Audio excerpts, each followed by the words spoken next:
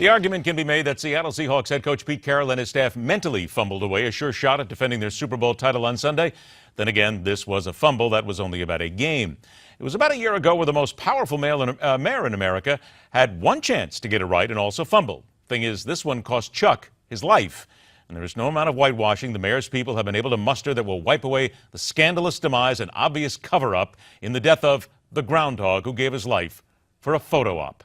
Unable to escape the watchful gaze of our own John Bachman, no matter how deep this gopher hole goes, we are there to take it on. John? Well, we have an update to the story, Ed. Mayor Bill de Blasio was at the Staten Island Zoo earlier today for the annual Groundhog Day ceremony in the borough there. Last year, of course, the mayor, as you mentioned, dropped Chuck, played by a female stand-in, and that animal actually died a week later from those internal injuries. But this year, the chosen groundhog had little fear, or a little too fear, I should say, as the mayor wasn't actually able to hold him. He actually joked and said he was going to keep his hands off. Instead, the groundhog was safely encased in a glass box. Let's show you what happened. Of course, we're going to look back at last year's debacle where the zoo was cited by the FDA, or sorry, the USDA, I should say, for allowing an untrained person to handle the groundhog, namely the mayor, after the animal died last year. Many claimed the Staten Island Zoo tried to cover the whole thing up. Zoo officials say the animal died from natural causes and that 6-foot fall, de Blasio is a very tall guy, well over 6 foot tall, had nothing to do with the actual death.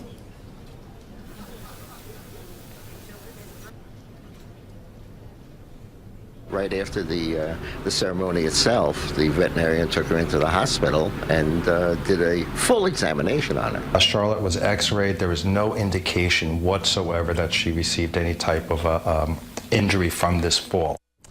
So if no injuries, maybe just the USDA complaint there, the violation, that's why they took the measures this year. A lot of folks not buying the zoo's story, though. After Chuck did die last year, the zoo had to admit that Chuck, again, was actually Charlotte, and the role of the weather-predicting rodent was passed on to actually 4 different rodents throughout the years. The female is all called Charlotte, and all the males go by the same name of Chuck. So today, we don't know whether it was a Chuck or a Charlotte. They went with the name Chuck. A different prediction than the Puxatawny groundhog. This isn't the first time, though, politicians have had a run-in with the groundhog in New York City. Remember back to 2009 when Chuck was still Chuck at the time. Former Mayor Michael Bloomberg was actually bitten by the groundhog. That's why they actually started using the female groundhogs more often in New York. But this is a ceremonial thing, supposed to be a no big deal, but it's fraught with trouble for the mayor of New York City. Ed? John, I sense a cover-up here, and I also sense a controversy. I sense perhaps indeed that we should be looking at some kind of a conspiracy, if you will, perhaps, to make sure that we do not know the actual identity of the real rodent in charge here and the real rodent in use. I don't know about you, John, but I sense trouble here in our political system. It can be problematic. You know, this is done not just in Puxatawny and New York City. It's also done in my home state of Georgia, where General Beauregard Lee, he also predicted spring, just like Chuck did and Staten Island. And there's some kind of frog, I think, in the Pacific Northwest, too, that helps predict the coming of spring or 6 more weeks of winter.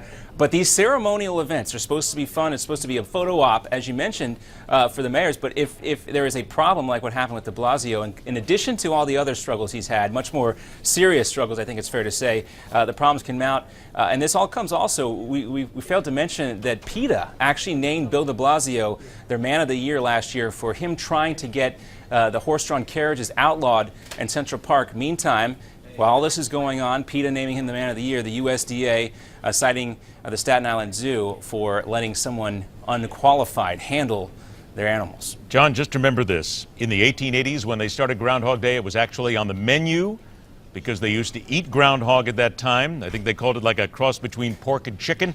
And also, in case you're wondering, there used to be something called the Groundhog Punch.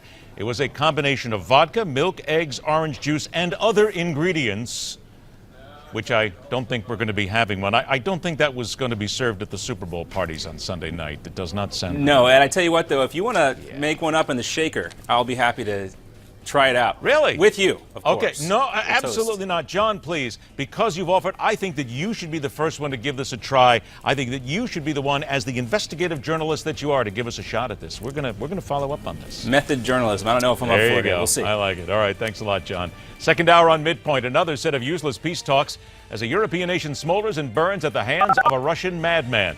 Cheryl Atkinson, politically incoherent, all coming up.